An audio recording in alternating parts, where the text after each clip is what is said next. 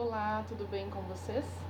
Hoje eu vou fazer uma apresentação aqui sobre os domínios arquiteturais, isso no que tange a arquitetura corporativa. A gente vai falar um pouquinho aí sobre, no tema, né, sobre os domínios arquiteturais dentro do tema de arquitetura empresarial e corporativa, como que optou-se por classificar os elementos ativos e passivos da arquitetura em determinados domínios, tá? Então isso tanto para um framework como o framework Zachman, quanto o framework TOGAF, ou TOGAF, né, para quem preferir falar assim. Então, dando uma breve introduzida, a gente aqui tem duas figuras exemplificativas. A primeira aqui em cima do framework TOGAF, do framework Zachman, onde ele classifica os elementos da corporação em diferentes perspectivas. E aqui embaixo o TOGAF com a classificação que ele chama de fases, né, do ODM, a classificação em Business, Information Systems e Technology, que são esses três círculos aqui, o B, C e D do TOGAF.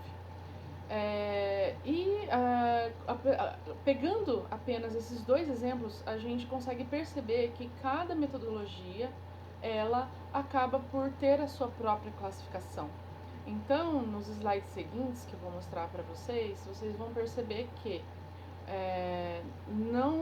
nem todos os frameworks seguem aquela classificação. Eles podem seguir, né, os domínios principais, ou podem adicionar às vezes um domínio e outro, tá? A depender aí do que o autor preferiu exemplificar, tá certo?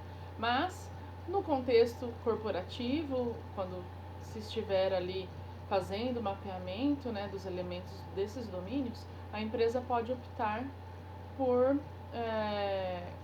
encaixar os elementos de um determinado domínio em outro e assim não perder em questão de conteúdo. Então, o primeiro domínio é o domínio de arquitetura de negócio. Nesse domínio a gente costuma olhar tanto a estratégia quanto o negócio, apesar de alguns frameworks, eles separarem, né, o domínio de estratégia do domínio de negócio. Mas a gente está falando de estratégia, a gente também pode estar falando de negócio. Então aqui eu trouxe para vocês 4 entidades, né, que são os 4 conceitos principais desse domínio. Existem outros, tá, pessoal? Existem outros conceitos que permeiam esse domínio de arquitetura de negócio. Então aqui eu trouxe o ator, a capacidade, o papel e o processo de negócio. O ator, sendo o business actor ali, ele é aquele que faz o quê? Ele exerce uma ação sobre uma determinada atividade dentro da corporação, tá? A capacidade, ela vai ter um domínio amplo sobre uma determinada atividade fim, tá? Então a empresa ela é capaz de fazer o quê? O papel de negócio vai ser o papel desempenhado pelo ator. Então, um funcionário, por exemplo, que é um ator, ele pode ter o papel de gerente na corporação. E esse papel ele pode ser desempenhado por outros atores, diversos atores, tá ok? E o processo de negócio é aquilo que a corporação exercita no dia a dia para poder entregar as suas capacidades, para poder, diante de um serviço de negócio, como por exemplo uma contratação de crédito, né, um serviço financeiro, uma empresa financeira, o processo de negócio interno ali de contratação aconteça, né, tenha ali os seus processos, suas atividades desempenhadas por aqueles papéis, por aqueles atores. Então a gente assim tem uma visão de negócio, tá, com essas 4 principais entidades aqui. Bom, na arquitetura, gente, eu troquei aqui, tá? Vamos fazer um joguinho bem rápido, tá? Eu vou pegar aqui a arquitetura de dados, vou colocar aqui, desculpem aí, bastidores, tá? Então agora tá certo para a gente falar da camada ou do domínio de arquitetura de dados. Bom, o objeto de dados, ele desempenha um papel importante quando a gente olha para a arquitetura de dados ou arquitetura informacional, como alguns frameworks podem denominar. A gente está olhando ali para aquele dado que vai ser cuidado, vai ser governado, tem o seu ciclo, né, de início, fim, início, gestão e fim. Então, o que é importante para a empresa, para um determinado sistema, por exemplo, então ele vai ter ali um objeto de dado cliente, por exemplo, e esse cliente ele vai ser governado na corporação inteira. Então não importa que sistema seja criado, que aquele cliente vai ser único ali, né? Aquele objeto de dado vai ser único. E aí a gente tem vários graus de granularidade desse objeto de dados, né? Ou data object aqui.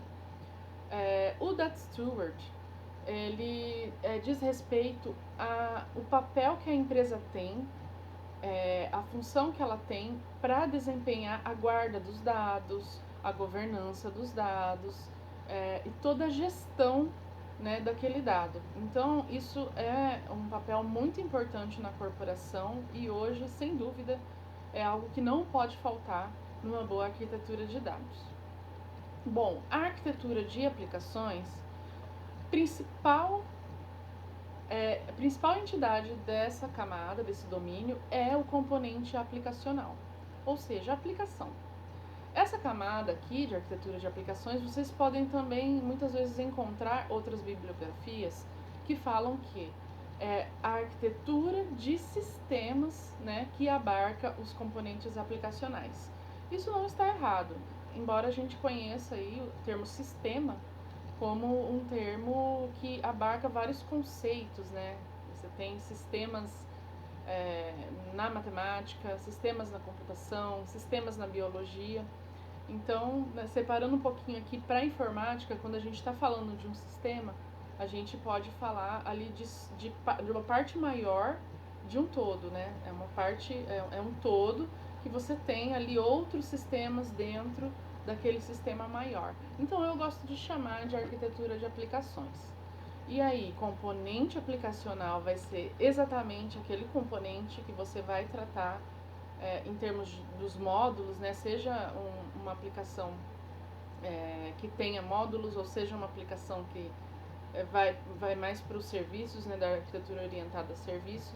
E se a gente está falando da arquitetura orientada a serviço, a gente tem essa outra entidade aqui que é o Application Service, ou serviço aplicacional, que são os serviços que a aplicação ali vai prestar para a camada de negócio, que a gente já viu. E a interface aplicacional, né? Todo sistema ele é desenvolvido olhando também para outros sistemas, muitas vezes, para outras camadas, e a gente tem esse componente aqui, essa entidade que é a interface aplicacional, para representar uma API, por exemplo, tá? E dentro desse conjunto aqui da arquitetura de aplicações, é interessante a gente ter pelo menos essas três entidades aqui dentro de um repositório, tá? Eu vou falar melhor de repositórios em outro vídeo. A arquitetura de infraestrutura, a gente está olhando para a camada mais de hardware, né? Então, todo mundo aqui tem um nível de computação, de conhecimento em computação mínimo, né? Para você ter chegado até esse vídeo, então você sabe que na computação a gente tem o hardware e software. E todas as outras camadas, elas são mais abstratas, exceto a camada de infraestrutura. Ela diz respeito a os componentes de hardware que abarcam, que tem na verdade, criam uma infraestrutura, né? E tem ali suas tecnologias para que sejam implementadas as aplicações da camada de aplicações, os dados, né? Que são necessários para que aqueles processos de negócio sejam vivos. Tá? Então, o device, que é um dispositivo, né, que a gente pode falar aqui de PCs, por exemplo, O serviço de tecnologia, que a gente pode falar, por exemplo, de um storage, e o nó, né, que seria, você pode falar aqui de um servidor específico, um servidor de aplicações, um servidor de e-mail. E essas três entidades, elas são as principais da camada de infraestrutura ou de tecnologia, né? Alguns autores também é possível você encontrar o nome de arquitetura de tecnologia. Então, resumindo e concluindo, pessoal, essa foi aí a nossa aula. Lembre que sempre que a gente tiver, como eu disse ali no primeiro slide, né? Quando a gente tiver autores diferentes, pode ser que vocês visualizem alguns elementos novos. Aqui eu não falei de todos, tá? A ideia era só dar um overview desses elementos principais. E agora a gente tem ali, né, no framework TOGAF e em outros frameworks que apareceram depois de John Zachman, a gente também tem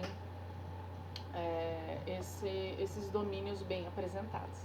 Deem um like aí no vídeo, tá ok? Para a gente poder continuar desempenhando bem esse trabalho. Obrigada, pessoal!